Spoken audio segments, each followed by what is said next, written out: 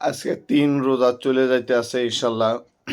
আসলে যতই কষ্ট হোক রোজার মাস, রোজা থাকতে হবে, বেশি গাফিলতি করা যাবে না।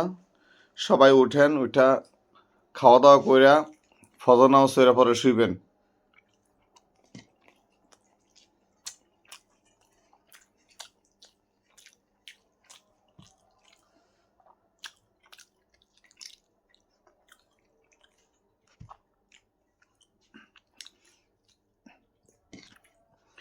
আল্লাহকে যারা ভয় পাইবেন, অবশ্যই তারা উঠা দেরি করবেন না, রোজা থাকবেন।